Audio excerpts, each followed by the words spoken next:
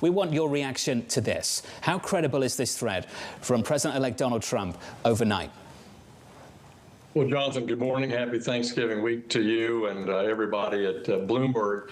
This is a critical threat by President Trump because we have unprecedented border problems with particularly Mexico on fentanyl and nearly 9 million people that have crossed the border.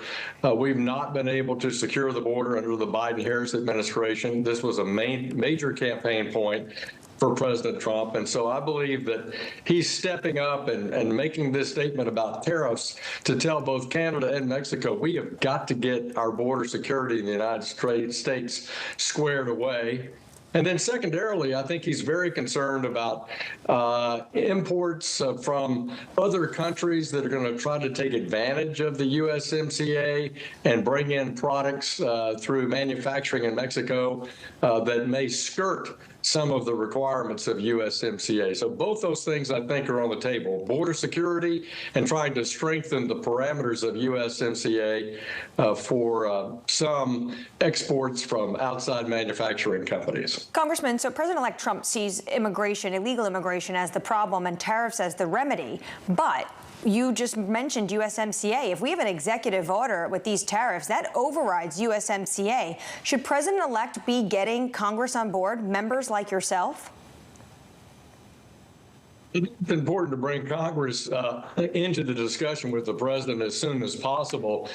But remember, when he was president, he worked very hard with Canada and Mexico to renegotiate the North American Free Trade Agreement and create the USMCA. During that time, he also had strong cooperation from Mexico on his Remain in Mexico policy, which was to say, look, if you're seeking asylum in the United States, our law says you have to do that from a third country. President Biden has just waived that rule and allowed millions of people to come into the U.S. while they seek asylum.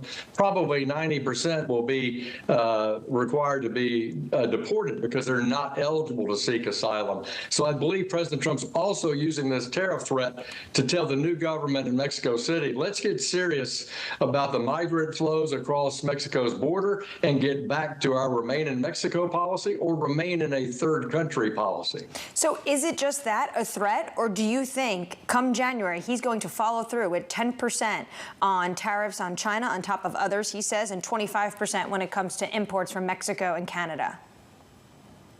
Well, we know from his first term in office that he's willing to deliver on his threats on tariffs to bring other countries to the negotiating table, both on economic and trade issues, as well as other matters. And I certainly consider border security a top issue coming out of this election.